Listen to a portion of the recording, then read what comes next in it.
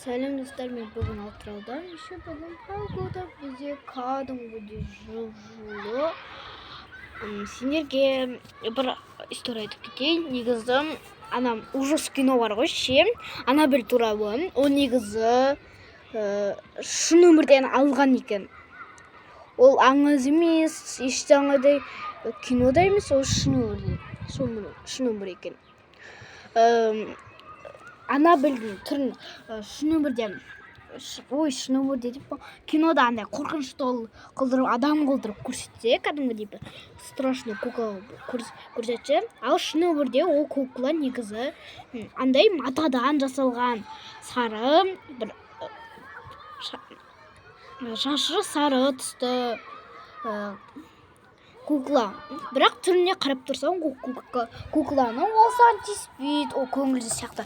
Бірақ та момент оны бүткілі, оны еще бір музейге сақтап қойған достар. Ана бір музейге сақтап қойған. Музейде бір открытка ма, нет, оның полясы бар ше. Соның ішіне сол Анабельді соқып қояды. Анабельді өзінің мынандай қолмен ұстауға болмайды. Оған перчатка немесе андай қолғап киесің да, оны бүйтіп ұстап ала бересің. Оны сен мынандай ашылып тұрған, андай қобағы жоқ қолмен алсаң, Анабель бірдеме істейді. Оған вообще болмайды, оны ұстауға. Мына қолмен ұстауға болмайды. Бізде не істеу нет. Сосын бар ғой, Анабельдің орнын ауыстырған, өйткені ол өзінің тұрған қамалының бір жер сынған.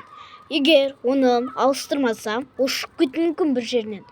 Сосын новый бір қамалға соқып қояды да оны. Бірақ та оны новый қамалға ауыстыруға жаман болды. Олар дұғасын оқып, бәрін істеп, Аллах деп, бәрін айтып. Короче, содан кейін бар ғой, дым жасалмайды олардың операцияларын. Анабель сонда да музейдің ішіне қашып кеткен ғой ма.